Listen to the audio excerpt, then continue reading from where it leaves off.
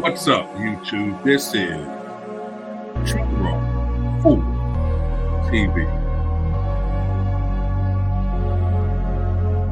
I blame y'all for this one, man. I blame y'all for this. I blame y'all for this because the fans have created this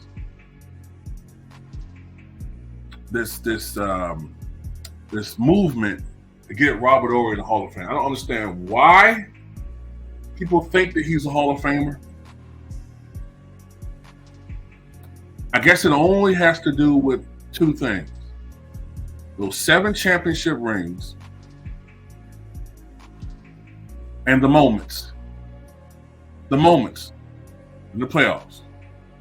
Okay? So I guess winning championships, which is incredible, but a team accomplishment, and having great moments in the playoffs are enough to put people in the Hall of Fame. At this point, just put everybody in the Hall of Fame. Steve Kerr had great moments. Steve Kerr, I'm talking about as a player, not as a coach. Put him in the Hall of Fame.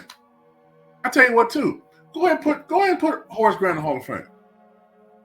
Go ahead and put Sean Livingston in the Hall of Fame too. While you're at it, go ahead. Just put everybody and just disrespect the all-time greats. I'm sorry, man, and I'm not a Robert Horry hater, but he's not a Hall of Famer, bro. Recently, in a chat with Nicole Ganglani of SB Nation, former NBA player, Robert Horry made a case for his Hall of Fame eligibility. Horry says that he's earned the honor because of the sacrifices he made to win championships. He said, Willie Tom John said that for me, and I shed a tear. I guess he's talking about something else.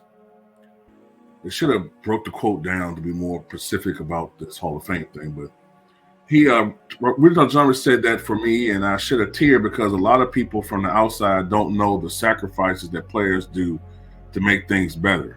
You think about so many guys that can score and do these things, but they know what they need to do in order to make a team better. And I think one of the things that people forget, for those who don't know basketball, is that it's called the Basketball Hall of Fame, not the NBA Hall of Fame. If you look at my basketball career, it speaks for itself. Okay, I know that it's the Basketball Hall of Fame, but you didn't excel in college at a Hall of Fame level, and you didn't excel in the NBA at a Hall of Fame level. Okay? You played, I think, 16 seasons in the NBA, and about 10 or 11 of those years, you weren't a starter.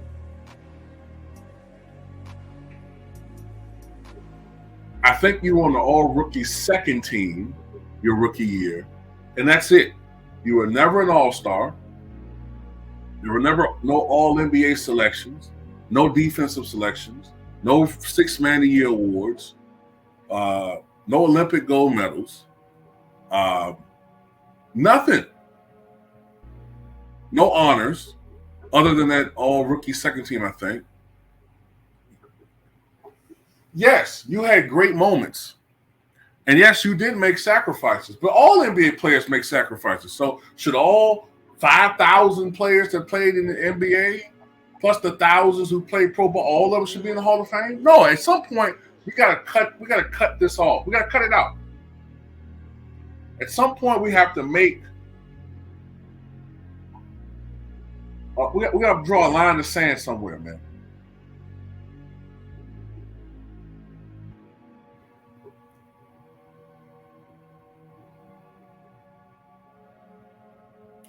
Yes, Robert Horry was integral on those Rockets teams, on those Lakers teams, on those Spurs teams. He had great moments. He's one of the great clutch performers of all time.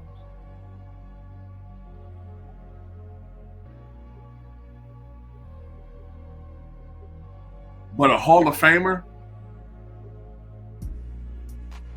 Hell, there were some seasons,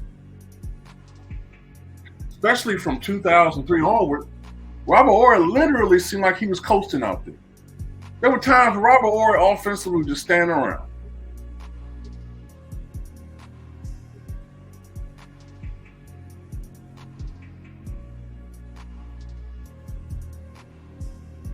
coasting during the regular season. I remember Robert Horry being a really good defender, especially with the Rockets and the Lakers. But at the end of his career, it's like during the regular season, sometimes Robert Horry was coasting. Fine, I get that. You're preserving your body. And he wasn't there necessarily to be a major cog offensively. I get all that, man. But Hall of Famer. And then let's not forget about the great players he's played with that made life easier for Robert Horry. Yeah, Robert Horry won 7 championships, but don't forget that he played with Akeem Olajuwon. He played with Clyde Drexler. He played with Otis Thorpe.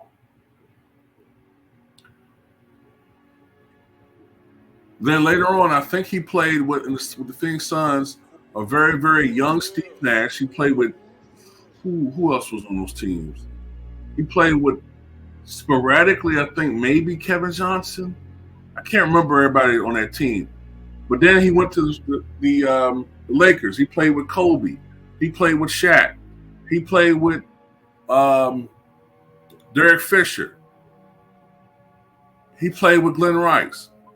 Then he played with Tim Duncan, David Robinson, and Manu Ginobili, and Tony Parker. Come on, man. You played with the greatest, most dominant players of that era. The most dominant ones. You did a really great job in your role, but you also did a really great job at strategizing where you wanted to go and play. And you knew that you were a valuable asset. Yes, you were.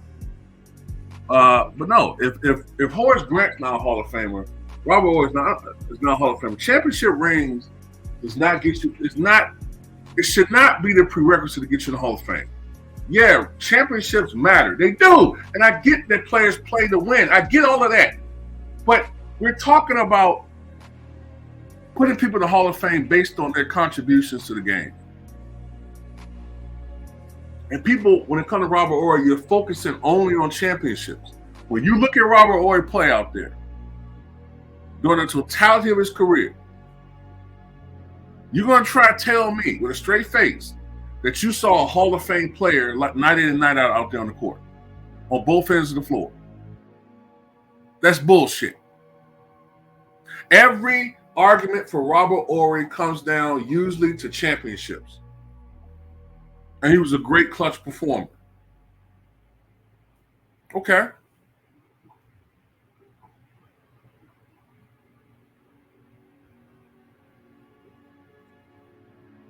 So, if that's the prerequisite, being a great player, being a guy that wins a lot of championships and being a clutch performer,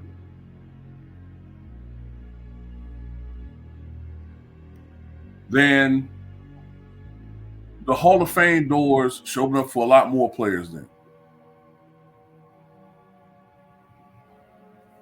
Should, what's the guy name? He used to play with Denver. Brown. Bruce Brown, I think his name. Should Bruce Brown be a Hall of Famer then?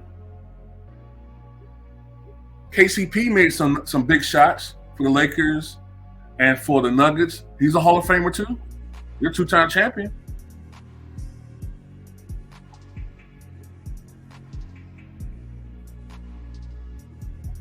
Spoke Steve Kerr earlier. Hey man, Steve Kerr made some big shots for the Bulls.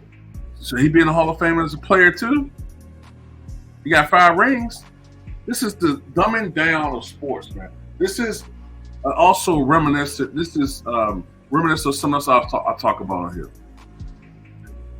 We now live in a culture and an era where people are obsessed with highlight reels.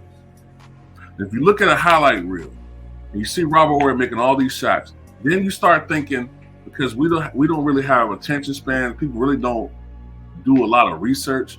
They think that that's Robert Horry's entire career. Every night he just went out there and hit a game winner. When you look at these games on the highlights when he's scoring 25 points or 21 points, you start thinking that he averaged 18 points a game in his career. Robert Horry was a fine player, and he did step his game up in the playoffs, but he was not a Hall of Famer, man. I'm sorry. Like I said, if he's a Hall of Famer, then Rick Smith should be in the Hall of Fame. Manute Bol should be in the Hall of Fame. Mark Eaton should be in the Hall of Fame. If this is what we're doing now. Matter of fact, is Mark Eaton in the Hall of Fame? I don't think so. So check that out.